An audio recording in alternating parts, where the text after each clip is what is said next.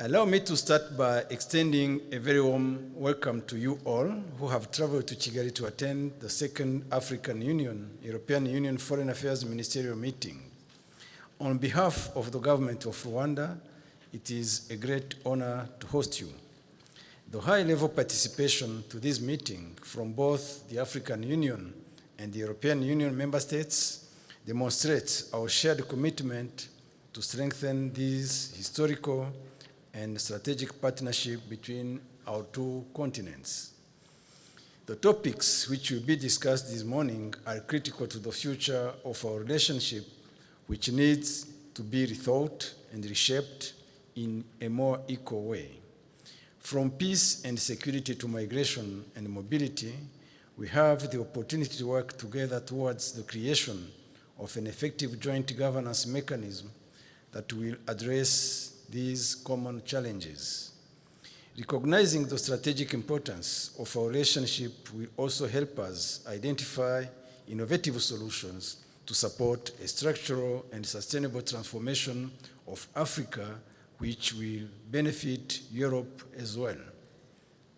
Investing in people through education, science, technology, and health will ensure that we build a solid partnership in the context of the COVID-19 recovery. Excellencies, distinguished delegates, today's meeting will serve as a platform to evaluate the progress made since the summit in Abidjan in 2017 and translate these discussions into concrete actions, which should include equipping the youth with relevant skills and creating jobs in Africa. Ahead of the AUEU summit scheduled to take place early next year, it is important that we start thinking beyond short-term imperatives in order to address the medium to long-term structural challenges which will help us to build a stronger and more equal partnership. Excellencies, distinguished delegates, I wish to conclude by thanking you again for being with us this morning and hope that our exchanges will lead to tangible steps that will significantly strengthen our cooperation for the benefit of our people. I thank you for your kind attention. Your Excellency, Mr. Christophe Lutundula Apala Penapala, Deputy Prime Minister and Foreign Minister of Foreign Affairs of Democratic Republic of Congo, and the co-chairperson, the chairperson of the Executive Council of the African Union, and our co-chairperson today, Your Excellency, Mr. Joseph Borrell, High Representative of the European Union for Foreign Affairs and Security Policy and Vice President of the European Commission, again our co-chair today, Your Excellency, Minister Vincent Biruta, Minister of Foreign Affairs and International Cooperation of the Republic of Rwanda, Your Excellencies, Ministers and Heads of Delegation, ladies and gentlemen, on behalf of the Chairperson of the African Union Commission, His Excellency Musa Faki Mahamat, I'm pleased to deliver this statement. I also bring his greetings and good wishes to this meeting. He is unable to attend in person for reasons beyond control. And I also have the pleasure to gather with you in this beautiful city of Kigali, physically, while bearing in mind the heavy impact of COVID-19 and the difficulties for Africa to bounce back. As we have witnessed in recent days, access to COVID-19 vaccines remains a dire need, as less than 60% of the African population is fully vaccinated. Important steps were achieved by Team Europe in providing vaccines to the African continent through the COVAX facility and through bilateral initiatives. These have been particularly useful as we roll our vaccinations across Africa, including through homegrown initiatives such as AVAT. To support these vaccination efforts, the recognition by our European counterparts of vaccines and vaccination certificates issued by member states' authorities in conformity with Africa CDC recommendations is pertinent. This will allow our sister continents to be able to continue engaging productively, particularly at the economic level. In the same vein, we anticipate our sister continent and member states' support in the ongoing appeal on the TRIPS waiver at the WTO. The financing of our economic recovery, partly through the historic decision on the special drawing rights, would cement all efforts.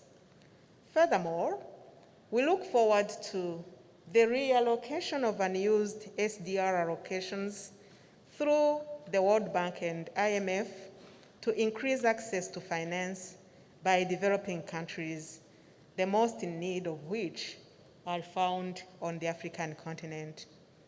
In so saying, I wish to recognize and welcome the important initiatives taken by President Macron to organize the Summit on Financing African Economies, held in May this year in Paris, as well as the G20 Compact with Africa Summit, held in August 2021, championed by Chancellor Angela Merkel. All these, including enhanced efforts in eliminating illicit financial flows from Africa, will contribute a great deal to the recovery of our economies. Your Excellencies, as you are aware, this meeting is a build-up to the 6th European Union, African Union Summit, which will be held early next year in Brussels. We will be reviewing our current areas of cooperation. These are: 1, investing in people with special focus on education, science, technology, and skills development. 2, strengthening resilience, peace, security, and governance. 3, migration and mobility. And last but not least, mobilizing investments for African structural and sustainable transformation. Let me also underline the fact that Africa and Europe are close neighbors with long historical relations. The task ahead is to deepen this continent-to-continent cooperation for mutual benefit.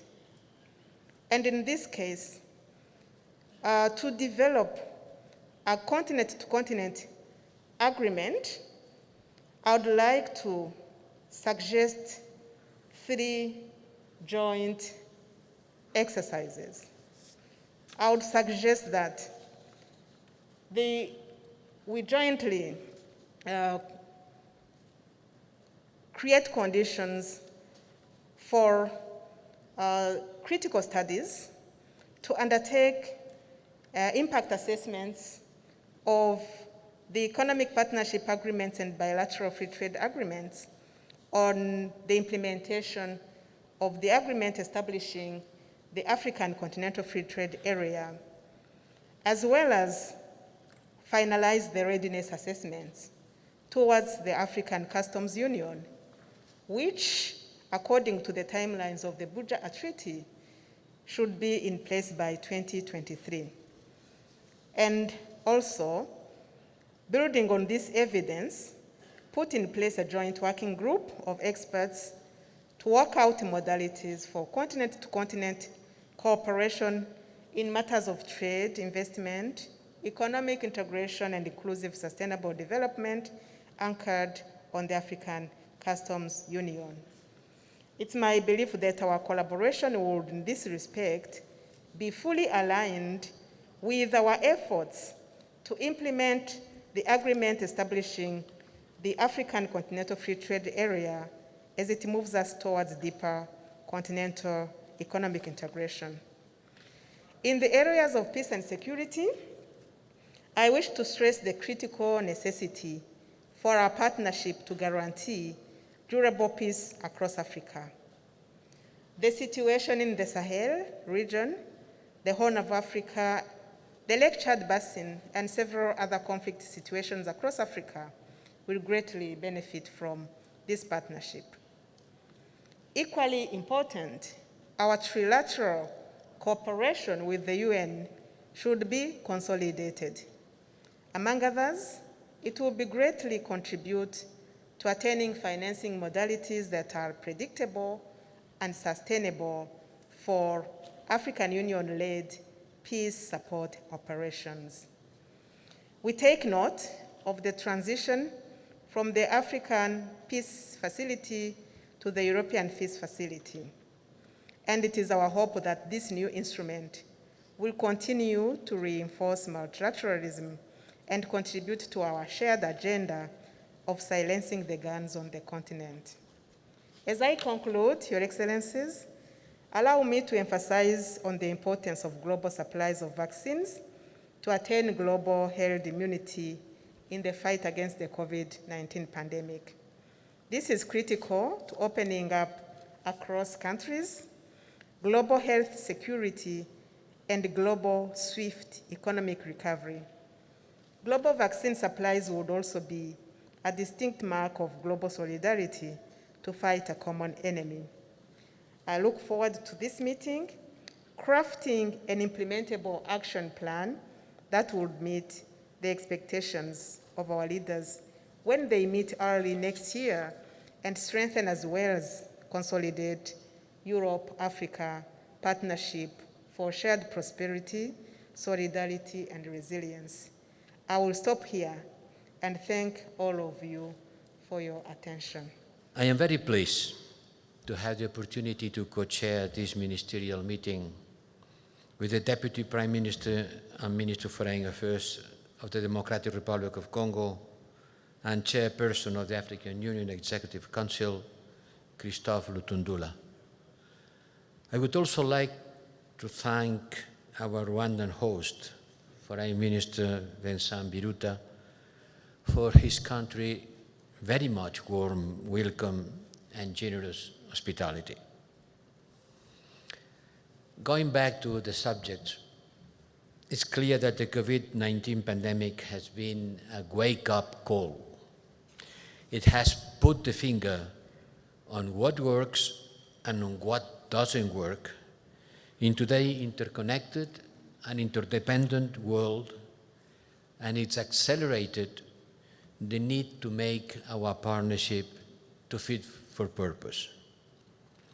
And I see three interconnected areas where we have to do better together.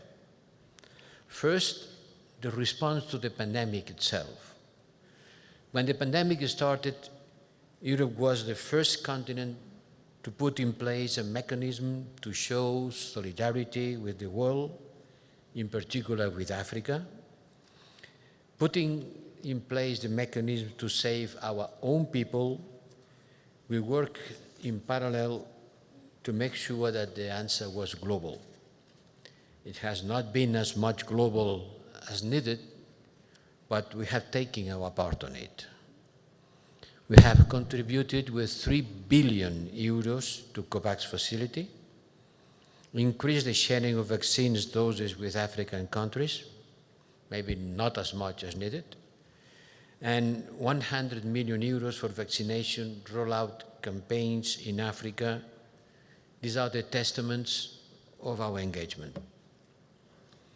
Certainly, implementation has been slower than expected, and the vaccination gap in Africa compared to to Europe is significant. It's too big, the gap. So we need to do better together to close this gap, and we need to do it quickly. I think there is no question about it. The question is how. We also need to continue pushing for more efforts on the debt sustainability front.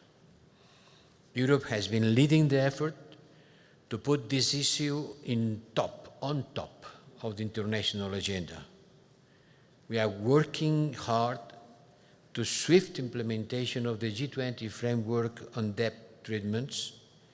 We are working hard to increase the allocation of the special drawing rights to benefit Africa, long due, in line with the conclusions of the May summit on the financing of African economies that took place in Paris. And together, we should also reach out to other partners to whom Africa holds the most significant part of its debt. We Europeans are no longer the biggest holder of African debt.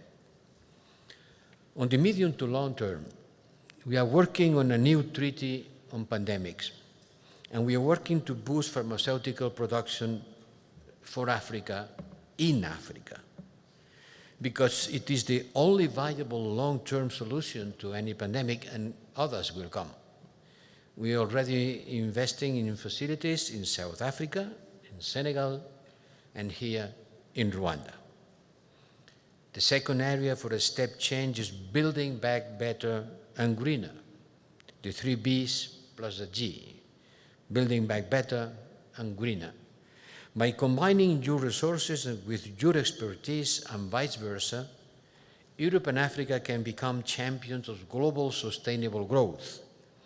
Green growth is not an European agenda that we want to impose on Africa. It's an agenda that is imposed to all of us by a globalized world, by the consequences of our human actions with nature. This global sustainable growth has 2 engines. First, a transition to green, circular, and climate-neutral economy, and digital transformation. These are the 2 driving forces of our age. I hear from many of you that these are also your ambitions, building sustainable economies, prepared to better face the challenges ahead. So we should therefore increase our exchanges on these common ambitions and clarify any misunderstanding on the best way to achieve them. And this is the moment and this is the place to try to clarify any misunderstanding and overcome any obstacle that could jeopardize our cooperation in this field. So let's talk each other frankly and clear, because in this post-COVID world, our common priority should be promoting economic stimulus and mobilize private and public investments with a higher multiplier effect to the economic recovery and job creation. We know that today the world economy is being affected by a lot of disruptions on the producing change, the change of value, due to the effects of the COVID. And we have to work together in order to overcome this difficulty. Yes, we had to build back greener, but also to build back better by putting people at the center of our policies and actions, by making women and young people fully part of the equation, by guaranteeing equal access to education, skills, land ownership, decent jobs, and finance. Africa needs more investment. And in order to bring more investments in Africa, we have put in place new and innovative financial instruments that should help boosting capital flows, making investments less risky and more attractive. In the coming weeks, we will present our new connectivity strategy called Global Gateway. We want investments in quality infrastructure, connecting goods, people, and services. We want to create links and not dependencies. We wish to invest with Africa to create a market for green hydrogen that connects the 2 shores of the Mediterranean, we will focus on transformative projects that offer real competitivity advantage. These are concrete offers, not mere wishes or promises. And the third and final area, last but not least, I would like to touch upon its working better together for peace, security, and governance. We, as the European Union, we are putting our strength behind African solutions to African problems, and here Rwanda is a very inspiring country for this, but also in Somalia, in Sahel, in Southern African Republic, in Mozambique, to just name a few of them. We see those investments in peace and security in Africa as a bulwark against the perils of global terrorism, which is a common threat for all of us. The European Union is your number one partner on peace and security issues, no doubt about it. No other partner matched the level of our support without any kind of hidden agenda. No other partner at all levels, thanks to our political, financial, and technical support. You are aware of that. But threats are constantly evolving, and we need to adapt to fight them. We also need to work on conflict prevention as much as on crisis management, to nip conflicts in the bud and to avoid their calamitous human and economic consequences. But as President Kagame said the other day, and I think it's a sentence very much fitted to our times, no amount of external funding, no amount of troops commitments can create sustainable peace without putting governance, good governance, at the heart of it. So we must stay alert to challenge to human rights, democracy, the rule of law, and good governance, and act in concert when needed.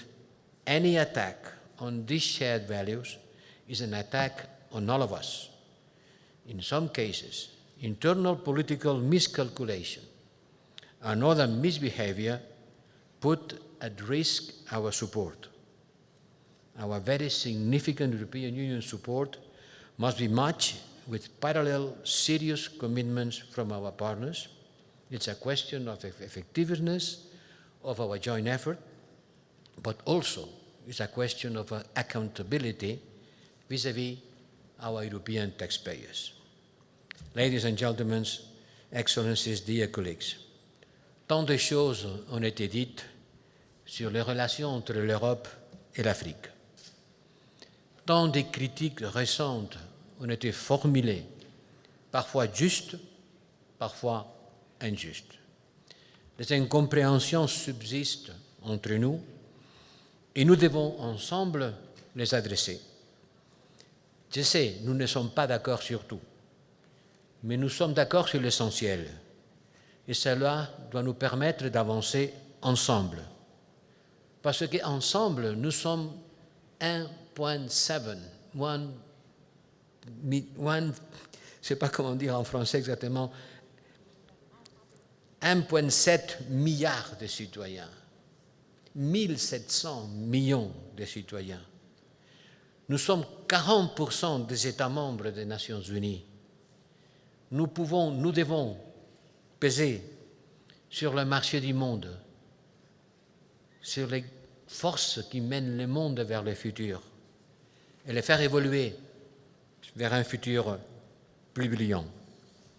C'est ça l'essentiel qui nous est amené ici, en Rwanda. Et c'est sur ça que nous devons concentrer nos efforts. Je vous remercie de votre attention. Thank you very much.